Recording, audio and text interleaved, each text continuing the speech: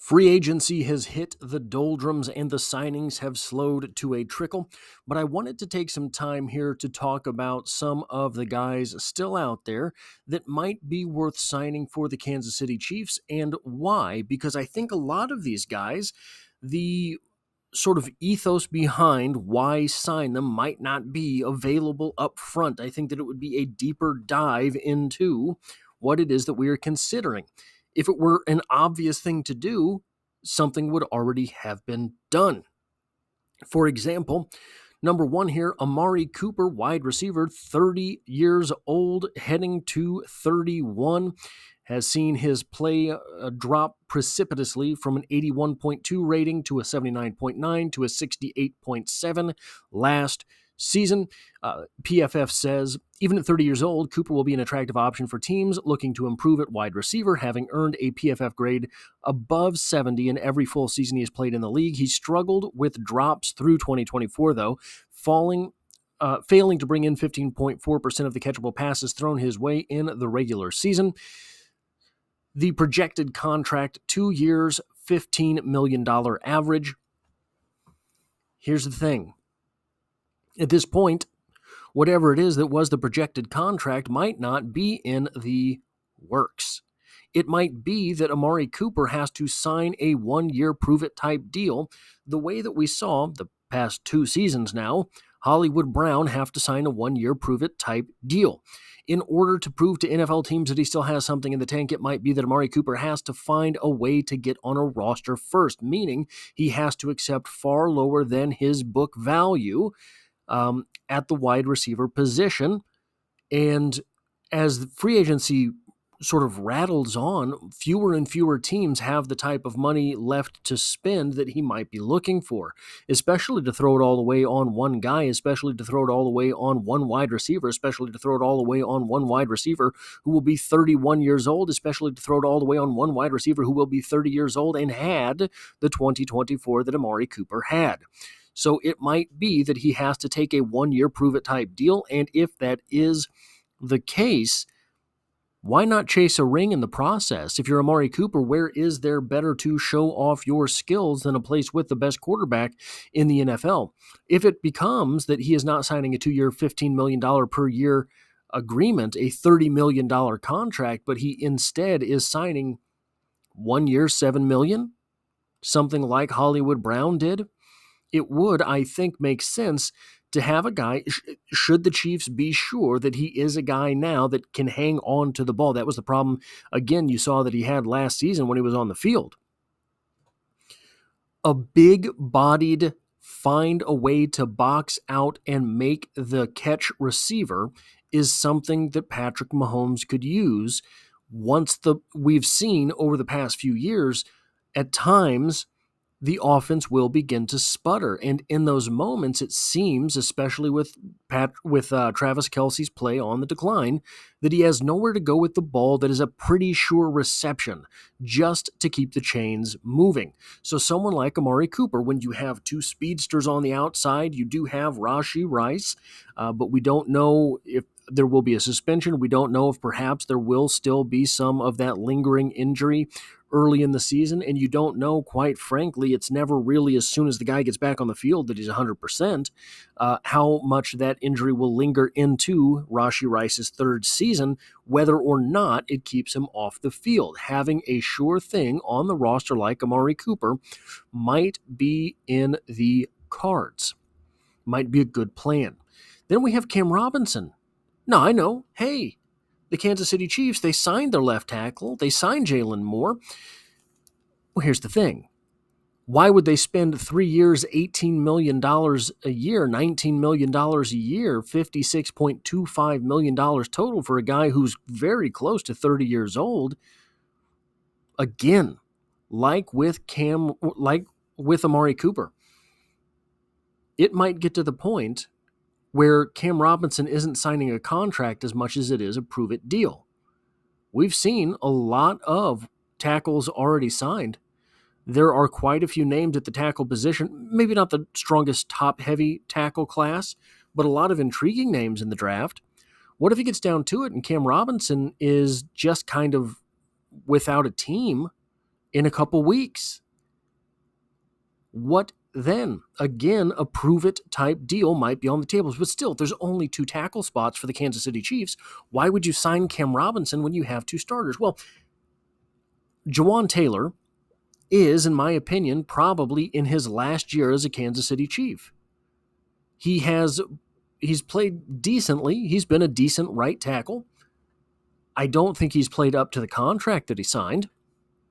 So, when you are bringing in a new left tackle that, let's be frank, you don't know about, he's not played a whole lot of football, and you've got a right tackle who has a problem with, yellow laundry, and I'm not talking about peeing his pants, then you have a third guy like Cam Robinson to come in, and all of a sudden, both of those tackle positions, left and right, have some competition that is proven. By the way, I think the Chiefs do have a couple guys on the roster, the guys that they have drafted that can play tackle. Kingsley Suamataia, Wanya Morris, I think can both be tackles in the NFL. Maybe they're not right now, but if you sign Cam Robinson, you have 3 sure tackles. Well, maybe you carry him into the season because who knows what happens along your offensive line. The Kansas City Chiefs have certainly had their share of injuries at the positions, but maybe you don't. You sign Cam Robinson, you play out the preseason, maybe somebody else needs a tackle. You sign Cam Robinson, maybe he plays better than Jawaan Taylor. Maybe Jawaan Taylor becomes tradable. If it's a 1-year prove-it deal and you were only going to be keeping Jawaan Taylor for the 1 year anyway, what's the downside? As long as you have the cap space, and I think the Chiefs do have a little bit of cap space to work with, I think that the Chiefs could still figure out a couple things along the line, like re-signing Trey Smith to a more cap-friendly deal in that first year to a longer-term contract. But that brings us to the next name on this list, Mekhi Becton. Well, the Chiefs do have all of their offensive guards. The Chiefs have offensive guards for days, going down to the mystery man on the roster, McCade Mettauer, who spent all last year on the injured reserve, despite the fact that he was an undrafted rookie free agent. And the Chiefs, what keeps teams from signing an injury settlement with these guys and just moving on unless it is that they find something in them? So the Chiefs have centers and guards for days, it seems, especially if Wanya Morris and Kingsley Suamataia end up transitioning to that position. Mekhi Becton is a guy who is rising at the offensive guard position, but for some reason still finds himself homeless on the season. 25.9 years old, he'll be 26. Last year had a 70.7 grade. Look back at 2023, a 53.2. Of Mekhi Becton, they say Becton is the latest in a long line of star pupils to attend Jeff Stoutland University in Philadelphia, working with arguably the best offensive line coach to get his career back on track. A kick inside to guard for 2024 may not be a permanent move for Becton, as the Eagles have possibly the best tackle tandem in the NFL, but he demonstrated versatility across the line, which is only a good thing. I do think that Mekhi Becton still has upside at tackle. You see here, projected a 3-year, $10 million average, $18 million guaranteed, $30 million total. Why spend that type of money? And I think Mekhi Becton could still get that kind of money, ranked for some reason the 42nd free agent by PFF. But the Chiefs don't necessarily have that left guard position figured out. They're going to be experimenting with it. Mekhi Becton would come in and give you an answer there. You would have a very strong running game interior of the line with Mekhi Becton, Trey Smith, and Creed Humphrey. Absolutely tactical front in that situation. But here's another thing. Mekhi Becton, projected to earn $10 million per season. What if you bring him in and he ends up replacing Trey Smith next year? Because Trey Smith will be on the way out again with a 1-year deal that he has right now with the franchise tag. Or maybe bringing in Mekhi Becton makes Trey Smith expendable this season. If you don't want to spend that $23.4 million on an offensive guard, you have a guy right here that would average 10. Is he as good as Trey Smith? I think he might be better in pass blocking than Trey Smith. Maybe he's not the absolute enforcer on the field. He's not RoboCop going out there to annihilate people in the way that Trey Smith is, but he certainly proved himself as capable last season. He certainly proved himself as, I would say, above average last season. What if bringing in Mekhi Becton makes it so that you can trade Trey Smith for a second-round pick? I like Trey Smith. I want to keep Trey Smith, but you have to think about all things considered, and all things considered right now means leverage. All things considered right now means flexibility. All things considered right now means building your stockpile of young players and draft picks. Top of my head, he must be around the same age as Trey Smith. If he's half the price, 60% cheaper than Trey Smith, what does it mean for your roster to be able to add this guy at guard instead of Trey Smith and a second-round pick as well? I think that it would. I don't think that it is a team to B team drop off between Trey Smith and Mekhi Becton, but I do think that Trey Smith is probably a better overall guard. How much are you willing to downgrade? And the question has to be asked as well, was Mekhi Becton a one-year wonder at that offensive guard position? Now we're going to get into things that kind of make a little more intuitive sense, I think, for the Kansas City Chiefs. There's not as much strategery involved. Azeez Ojulari, an edge, 24.7 years old, 1 year, $5 million contract projected.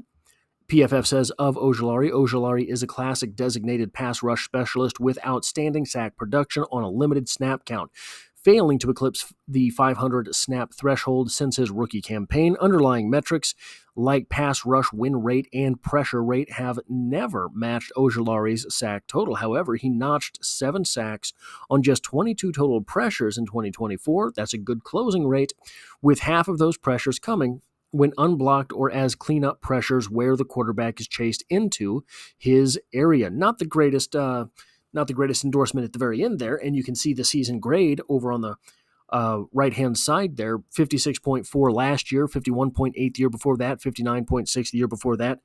I think it does make sense for the Kansas City Chiefs to keep throwing a little bit of money at young-ish, unproven pass rushers, the way they did with Joshua Uche last year, because if any of them do hit, if any of them do pay off for this team, I think if you take a step back and you look at this defense, the one thing that stops this defense from being absolutely terrifying is pass rush. They've got Chris Jones. They've got George Karlaftis. Chris Jones is elite. George Karlaftis is pretty good. What do they have after that for getting after the passer? Charles Omenihu finds himself still a free agent. Charles Omenihu can't stay on the field. Taking 1 year, $5 million, and maybe, who knows, maybe it becomes 1 year, 4, 1 year, 3.5, whatever it takes, because he needs to find a home as the NFL draft approaches. Moving the free agency period before the draft was supposed to work in the benefit of veterans, but it seems increasingly that what happens is it works for the benefit of those veterans who sign in the first couple days. After that, guys like Azeez Ojulari end up, are they going to catch on with the team or not? Do they end up being part of somebody's 90-man as opposed to their 53? So I think that taking a few million and allocating it towards a guy that, look, maybe there's some salt on the salad there. Maybe there's something that ends up being worth having there. At a place like pass rusher, it makes sense to constantly bring guys in. And if the Chiefs can get someone like an Azeez Ojulari to hit, well then, guys, it really takes that defense up the next notch. It makes that defense terrifying as opposed to just, yeah, they're really good, don't let them get you in 3rd and long. And the final name on this list, I will, until, 2045, be screaming from the rooftops for the Kansas City Chiefs to sign Calais Campbell. I want to see Calais Campbell in the red and gold so bad. I don't care that he's almost 50. 1 year, $3 million for what he brings to that defense. We mentioned Charles Omenihu earlier. Charles Omenihu is kind of Calais Campbell light. Calais Campbell is listed here as defensive interior, as a defensive tackle. It's not necessarily what he is. He can play all over that defensive line. And pretend you brought Charles Omenihu back as well. A defensive line that had Charles Omenihu, Calais Campbell, and Chris Jones, and then George Karlaftis as the little guy. That could be pretty terrifying. In fact, we just saw the Philadelphia Eagles run through the gambit of the NFL regular season and playoffs because they had a very strong, stout defensive line. That type of defensive line might be the type of defensive line that gives pass, rush, block, specialist offensive tackles absolute fits. Of Calais Campbell, PFF says, the ageless wonder put together a sensational 2024 season as he nears 40 years of age, with a trade-off, in his own paraphrased words, of losing some speed over time, but maintaining brute strength. Brute strength is correct. The reality is reflected in Campbell's elite PFF run-blocking grades, as he can still hold up at the point of attack as well as anyone. It's probably up to Campbell whether he plays next year and where exactly that may be. We have heard, I guess I should say, Campbell intimate that he wants a title. We have seen Campbell instead play for the Dolphins, play for the Falcons, all of these types of things. Could this be the year that Calais Campbell finally comes home? Come home to Kansas City, Calais. Come get a ring. And guys, if Calais Campbell signs with the Chiefs for 1 year, $3 million, that defense, despite the fact that he's 40 years old, is instantly more terrifying, and they still have the NFL draft to add to that. That is all I have for this video. If you like or appreciate what it is that I do here, hitting the like button really does help me out, as it tells YouTube to share this video with other Kansas City Chiefs fans. And if you find yourself here by chance but not design, the Chiefs are the only thing I talk about on this channel, dropping multiple videos every single week. We're over 2 years consecutive of daily uploads, and as always, I hope to have you back for the next one.